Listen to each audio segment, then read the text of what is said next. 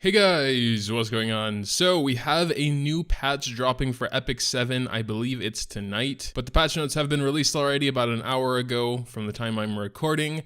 So as you can see, straight off the bat, we have a drop rate up for Iseria. Probably it's how, I don't know, just leave me alone. So another banner for an old hero, but Iseria is pretty special and she is pretty interesting, so it's just, I still have to remind you all that we're going to be getting some exclusive heroes probably in about a week with this collab coming up, so be very careful about who you're pulling for. But yeah, with that said, I do think Iseria is a very interesting character. I would love to have her, but I'm probably just still going to save up for those exclusive heroes coming because we all know new heroes are usually pretty good, especially when they're not only going to be exclusive, but also in collaboration with a different game. We may have some information about that. I haven't dug into it too deeply, but that's all I really know for now. So, but yeah, Iseria. We also have a new challenge for Zerato, Champion Zerato. Is that a new challenge? Or, yeah, in here, in the challenge place, we can get some stuff. Lela Violin. Oh, this was that one, I think, that can remove buffs. I didn't know that was an event artifact, but pretty cool. It plays pretty much like all the other challenges. We got normal, hard, and hell difficulties, and you can get the 4-star artifact Lela Violin, and we can check out what that does. Here you can see some screenshots of the battle.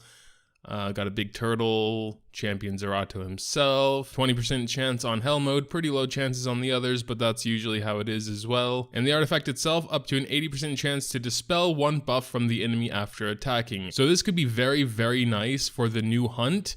I actually forgot what it's called. I haven't really been doing it all that often, mostly just sticking to Wyvern. I still need a lot of speed gear, but regardless, like the same name as one of the raid bosses, whatever, you know what I mean, because it gets this berserk mode, and you kind of need a dispeller in there with you, and this could make that not necessary. 80% chance is very high, and you could potentially max it out if you grind hard enough on this new challenge. And since it's mage exclusive, and you kind of want a lot of AoE in that stage as well, you know, kill like 3 birds with 1 stone, it's quite nice. Also got some reputation rewards. Clearing it 10 times will guarantee you one of them at least. And then you got a gold transmit stone for hell difficulty, so would try that at least. And finally we get to see the items for season 2 of Arena. I've been waiting for this for a long time. The Unknown Slate is coming back. You can get it for, I guess, either 2700 conquest or 1000 glory. So for those that don't know, the Unknown Slate improves the memory imprint of a natural 5-star hero. So it's basically just a duplicate. I don't believe you can use it to promote though. So if you have like a 5-star and you want to get into 6-star, I don't think Unknown Slate can be used for one of those. I think I actually did try that once I had it, but that's coming back. It's really nice. It's still very expensive at 2700 points or 1000 glory crests. So it seems like these glory crests are really just like kind of a bonus because you can choose. It looks like they're about 3 times as valuable. When we were looking at the equipment, we got the gladiator's axe, armor, helm, boots, amulet, and token, a full set of armor. We're going to check out what set it's on. We're going to check out the substats. Pretty excited. We also have something called this passionate frame, which looks like just a cosmetic thing for 2400 glory crests. That is insane. That's crazy. That's expensive. And here it is. I mean, it looks pretty nice. I think this is the only other one we can have currently. So it's cool, you know. It's just unfortunate it doesn't actually do anything, and it is like literally almost 3 times as expensive as the Unknown Slate. But regardless, oh yeah, well, here you go. You can see it here. Increases devotion skill grade of starting star grade 5 heroes when used as an enhancement ingredient.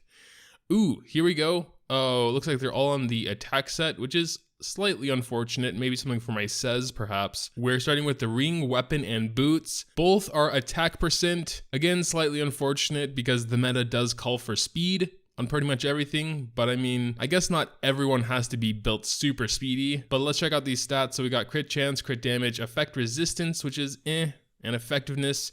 Effectiveness is usually useful. Some don't need it at all, and effect resistance I personally don't like at all. Would have liked to see some speed on it, but can't have everything, I guess. It is an 88, which means 13 attack it starts with, so that'll go up higher than probably any of your other gear. The weapon has attack, speed, crit chance, and effect. Again, with the effect resistance, everything has effect resistance.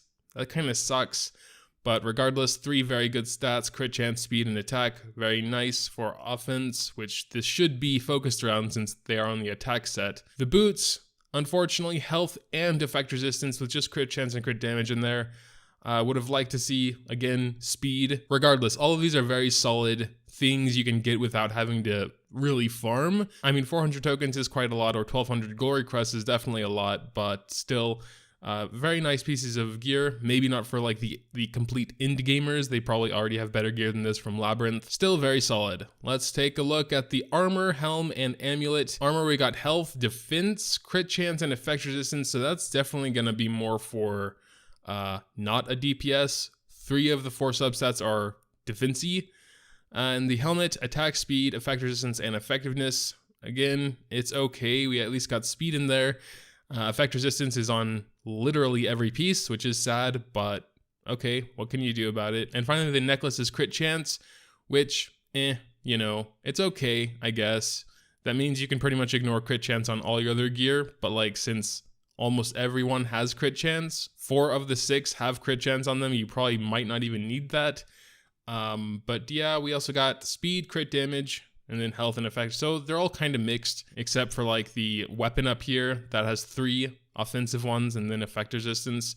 But the rest are kind of mixed, either with effectiveness or health, or this one especially with health, defense, and effective resist. So I was hoping since they'd be like exclusive, 88, epic, they do kind of cost a lot, their subsets would have been a little bit more geared towards one side or the other. Like if they were all defensive, like health, defense, effect resistance, and like, you know, speed or whatever other defensive substat, that would have been better actually than it just being completely mixed. Because the bad thing is it's really going to come down to luck after you buy this one-time exclusive thing if it's going to be a really good piece or not. Because if you're upgrading this epic ring, for example, get it to 15 and you have 65% attack on it, you know, you're not going to put that on anyone besides a damage dealer. And then if it all goes to effect resistance, then it's like not as good anymore all of a sudden, because you still need the crit chance and crit damage. But then if someone else upgrades it and it all goes to crit damage and crit chance, then it's like they automatically just have the better exclusive one-time epic ring from Arena just because of luck. So that kind of sucks. If they were all offensive, good substats like attack, speed, crit chance, crit damage, then it wouldn't really matter which one it goes to, because they're all good and they're all useful for a damage dealer. But effect resistance, I don't really believe is good for anyone. I guess it's okay, but all in all, I'm sure I'm going to buy all of them because they are 88s after all, and 88s are incredibly hard to find. I think mostly it's just from Hell Raid as of the moment, but yeah, so definitely gonna grab them, of course. I guess I was just being a little optimistic that they would have perfect substats, which, you know, having effect resistance on every single one does hurt a bit. But regardless, moving on. We also have a frame feature added. Okay, so it looks like we will have multiple frames, not just the one special one from Arena. It says you can earn different frames by completing achievements or by being victorious in the arena. Players can preview your rep hero with the frame by tapping it. Players can see the name and description of the selected frame. Tap outside the menu to apply the selected frame to your rep hero. So here it looks like we have a selection of 5 new frames. Currently, only the Passionate Flame seems to be unlocked right now. Ooh, what's this one? Oh, whoops. I forgot I'm not actually in the game right now. This rainbow leaf looking one. I really want that one. How do you get it? Oh man, it's probably going to be like B number 1 in Arena or something. We also have a guide added to Hunt mode. Now you can see which heroes and team compositions are used the most in Hunt. Oh, that's pretty cool. I thought it'd just be like the typical boss guide sort of stuff where it kind of tells you the general information. But like we can see what everyone is using there, like actual other players, I think. That's what it sounds like. Tap the guide information button to prompt a new window. Let's see. Pick rate rankings, number 1. Her, Tamarin, and then we got Lidica for stage 11. Yeah, of course, Lidica must be awesome there. Shermia, 40%. Yeah, that should definitely be pretty interesting. I don't have Tamarin, unfortunately. Oh, and then we can see like the whole teams used. Tamarin, Shermia, Lidica, Iseria, Kin, Bellona down there. All right, pretty cool, pretty cool. I like that. I mean, it kind of makes all the guides pretty useless because, like, you can obviously see the kind of best teams there, but I guess maybe more creative builds could still be useful for those that don't have only all of the natural 5 stars, you know. We also have miscellaneous improvements and bug fixes. I'm going to read through them on my own, point out the things that I think are kind of interesting or big. Improvements have been made to Lydica's posture when waiting for battle. I think that one's a pretty good one. We're looking forward to seeing what actually changes. It looks like they've also added those guides to the spirit altar, which is cool. Oh, and if I understand this right, this is pretty good as well. It says adjustments have been made so that the Azimanic, so this is the new Hunt boss's passive skill Explosive Force is not affected by an extra or dual attack. Well, I went into a stage 11 Hunt just to kind of see what the Explosive Force was. Apparently it's BK_M9211_Hun_6_DE. That I assume that's his Berserk. There's apparently something wrong with it right now. But yeah, because it doesn't say anything about his Berserk anywhere else, so I think that's his Berserk. And that is really good if that is the case, because if you're having a lot of dual attacks or extra turns or whatever, this should make the runs a lot easier due to the fact he will be getting his Berserk much slower, and it'll be scaling up much slower, giving your Dispeller a chance to get rid of it. An option to view patch notes has been added to the notices and events button. Well, rip this series, I guess, but it's not here yet. I'm probably gonna still go over patch notes anyway, but still. And some other random things here. Nothing super important except for this red dot to be displayed constantly on the hero details buttons. Thank you, I hate those red dots. I always want to click on them and then nothing happens and then it's there forever and I get sad. But yeah, besides that, that's pretty much it.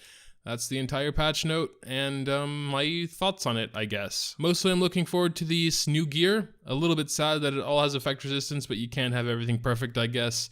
And the fact that's on crit chance instead of crit damage or attack, and the fact that it's all on the attack set, which can still be good for some, but like speed or crit damage would have been way more interesting. But yeah, that's it. Make sure to tell me what you think in the comments down below. Leaving a like if you happen to enjoy is always greatly appreciated as well.